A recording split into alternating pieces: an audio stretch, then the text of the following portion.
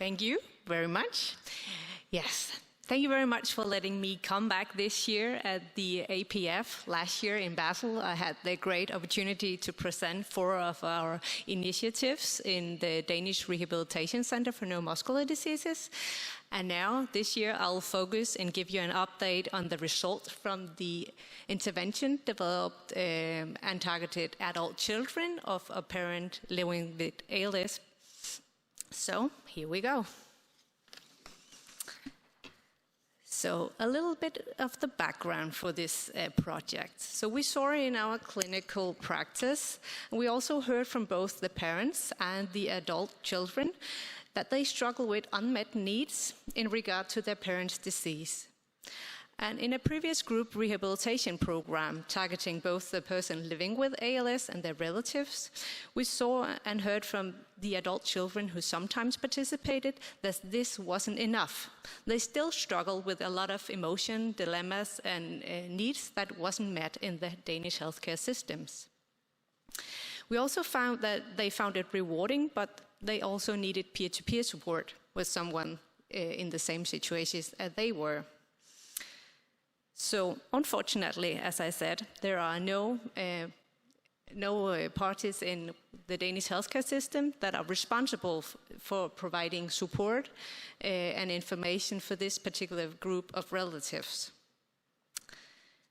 So, on the basis of these issues, we developed and designed an online program targeting adult children of parents who are living by themselves.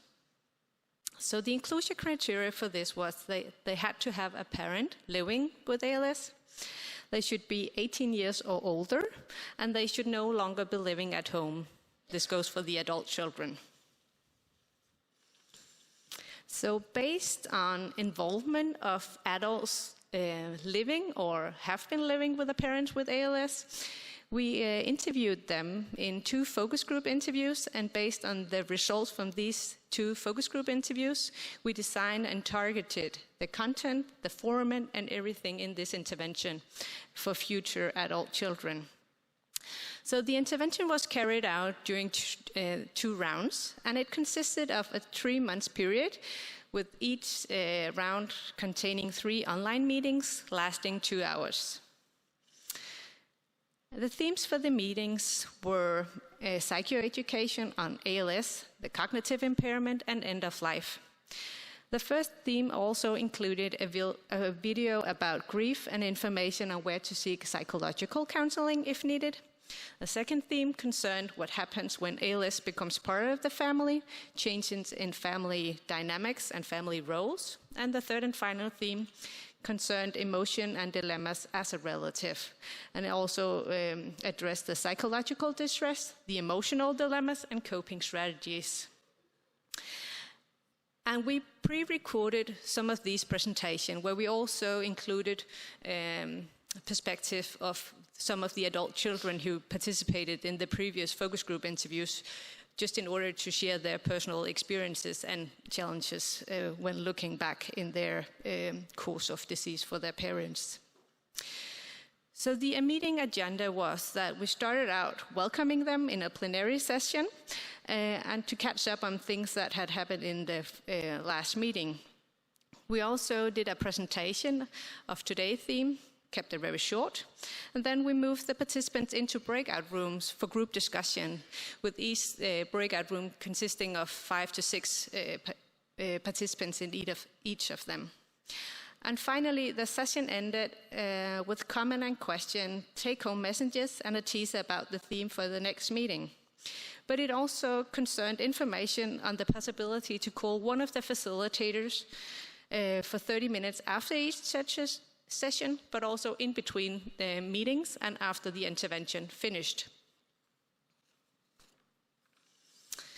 And here you see a flow diagram of how many people we included and how many people actually participated or completed the 3 meetings. So we included during the 2 rounds a total of 61 participants. In the first round, more people actually signed up that we could include, and we had to put 25 adult children on a waiting list. 36 of all the participants completed all 3 meetings. And the reasons for absence during the meetings were death of a relative, they missed the date, they canceled on the date, they had to work, went over vacation, they never showed up, had an operation, or mental distress. We only knew 2 reasons for them dropping out of the intervention, and these were progressed disease stage or lack of desire for group discussions with peers. So this leaves us with a total of 59% of the participants completing this intervention. So to evaluate this intervention, we used a pre- and post-intervention survey. We also registered data on the participants' demographics, and we also did briefings with the 2 facilitators conducting these meetings, one of my colleagues, a psychologist, and one of my other colleagues who is a nurse, to experience which barriers and facilitators did they perceive as being in the meetings, and I participated as an observer of these meetings. So, of the 55 participants who responded to the pre-intervention survey, we had a total of 23 men and 32 women. The majority of them were either married, cohabiting, or in a relationship. And most of the participants had a father who were living with ALS. And this goes for the pre-intervention survey, where we asked the participants about their expectations to the intervention. And we saw that they had expectation about meeting peers who were in a similar situation as themselves.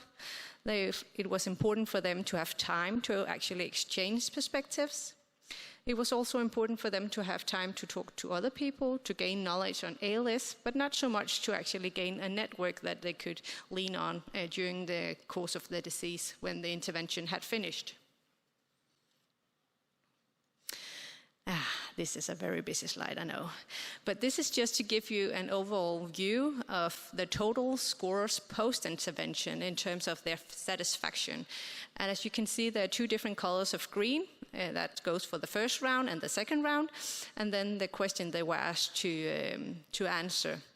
And here we have added up the answers for totally agree or agree. And this is the results based on this.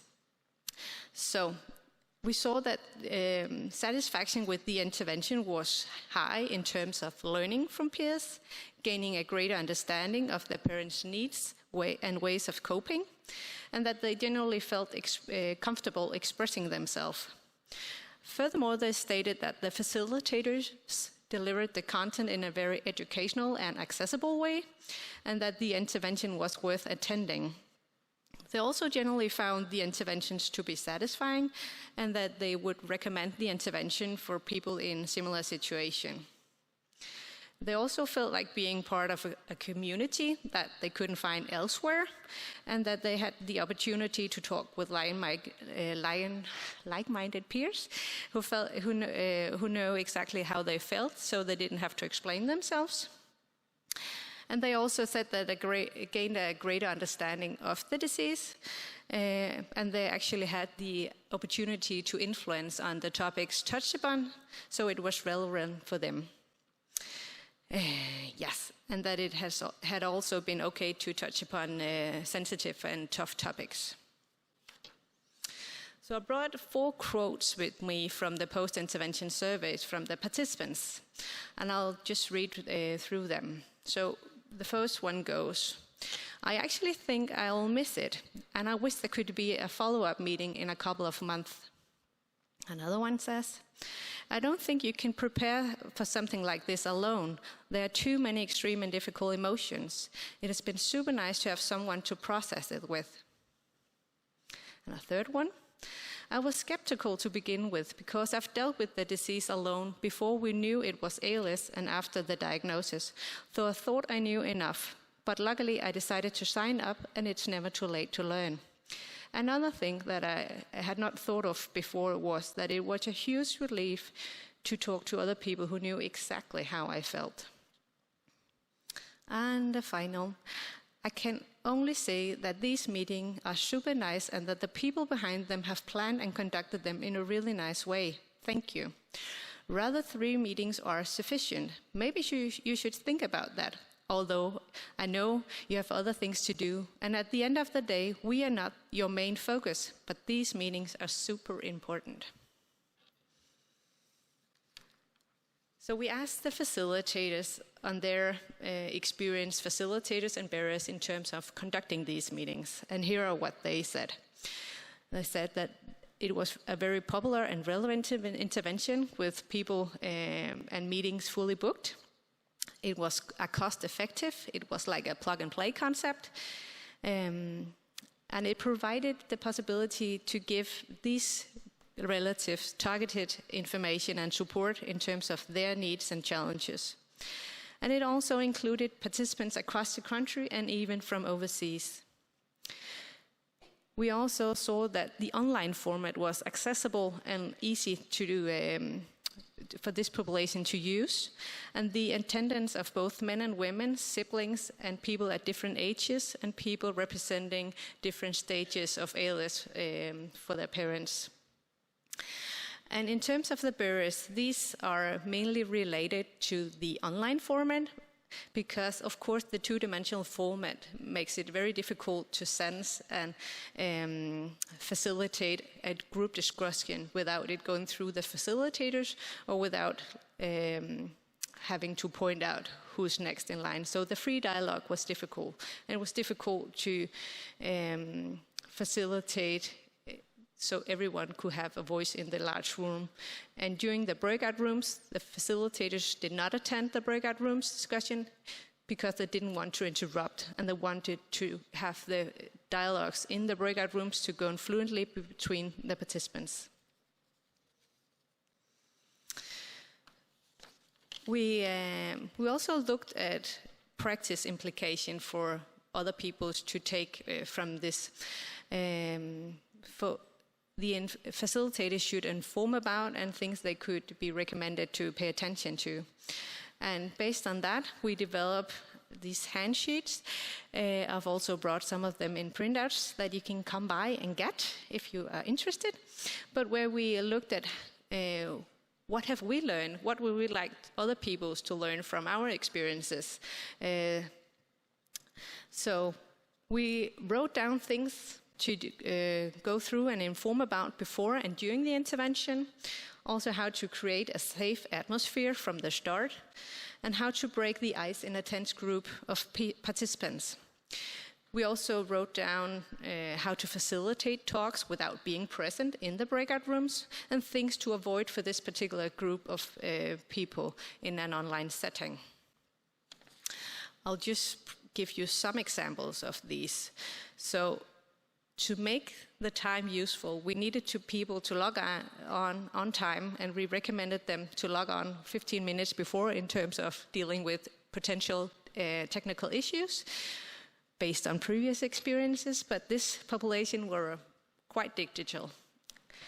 Yes. They also should use individual screens so siblings could be split and not participate in the same breakout room discussions. Everyone should have their camera turned on. They were encouraged to participate actively and pay attention to their own needs and experiences and not talk so much about their parents' disease and progression. And we also encouraged them to attend all 3 meetings in terms of getting a sense of belonging to the group that they kept participating in during the 3 months. Yes. And here is just some things to think about also for how to create a great atmosphere at the first meeting, to break the nervous tension in the group, and also potential icebreaker exercises. And in order to facilitate talks in the breakout room without being present, we talked about the participants, how they had to be open and respectful and pay certain attention to give everyone time to reflect and share their perspectives. And we also said that they were allocated based on their own age and life situation, because we found that this was important instead of allocating people where the parents were struggling with 24 hours of assistance or had bulbar symptoms or whatever, but it was based on their situation. And we would also recommend doing short presentation, only use few slides, and also engage the participants during the presentation and afterwards, and provide them with some questions to start the discussion in the breakout rooms. I am finishing. And things to avoid: do not randomize and stuff like that, but you can come by.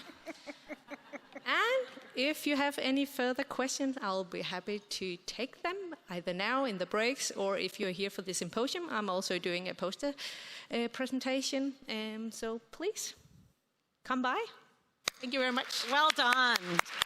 Bravo. That was fantastic. Thank you so much for an attention to such a critical age group, right? Our younger adults who have a parent with ALS. Thank you so much for your work. Questions in the audience?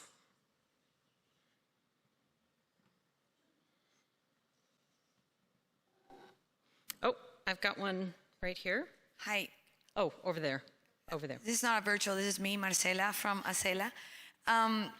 As a child caregiver and young adult caregiver for my dad who had ALS, something that helped me talk with other daughters and sons of people with ALS was that they started talking about their experience.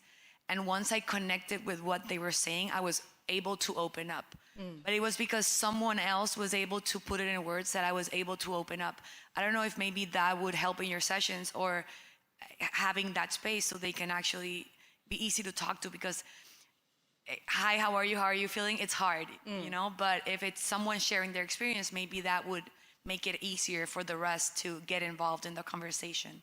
Yeah, exactly. That was also why we did the focus group interviews initially, to target the themes, the design of the intervention, and so on.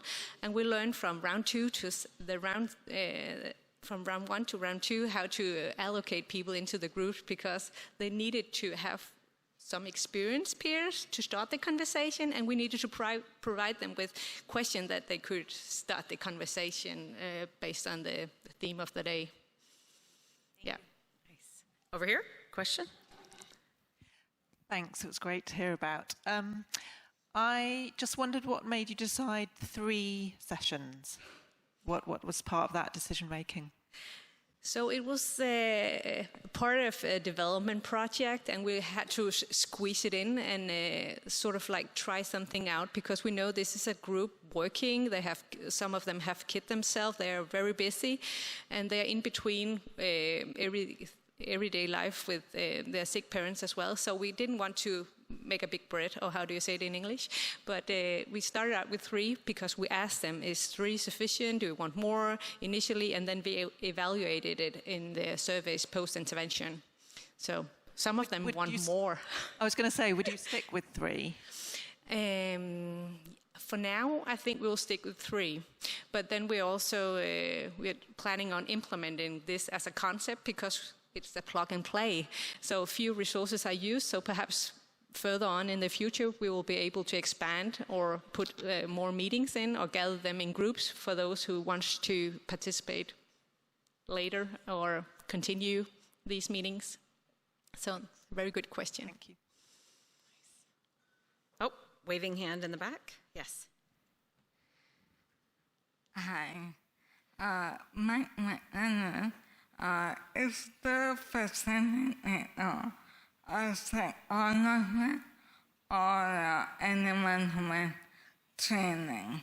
Like, and are there something going on in the second? So I think I got the last part of it. Is anything else going on? But the first part...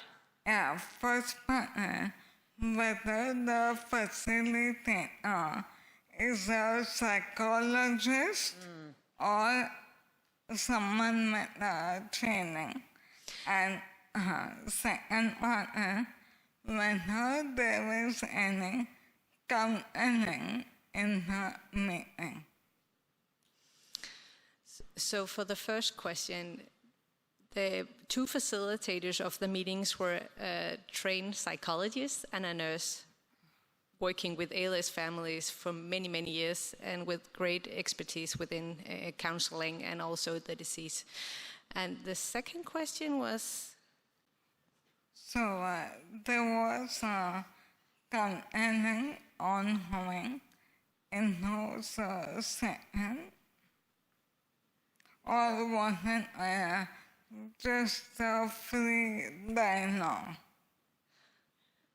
If it was a free dialogue? Yeah. It- Or a structured counseling. Yeah, I'm having a hard time. Oh, Is it free or is that the question? Open discussion yeah, or structured? Thank you very much. Sorry. Thank you. So in the breakout rooms, the discussion were sort of like structured, that in terms of them having three questions to start out with, but still they could open up the conversation, take it in different direction if they felt like that. We didn't want to intrude or decide whether they should talk specifically of end of life or if they could talk about how do I talk to my kids about their granddad being sick or whatever they wanted. So they could totally change the direction of the discussions in the breakout rooms. Thank you. I think we have time for one last question. Is that an online one, Marcella? Yeah. Well, I mean, you never know. It is Marcella. Don't worry. Melissa Enfinger from the ALS Association is asking, can we get PDFs to the handouts you were referring to? Absolutely. How can they do that? Is it possible to upload them in FeedLoop or share a picture of them or send them to you? Yes, yes. Okay, so Will do. Jess will put the link and also message her directly, Lene Klem, Yes. on the FeedLoop app, and she will also send the link. Mm-hmm. Thank you so very much. That was fantastic.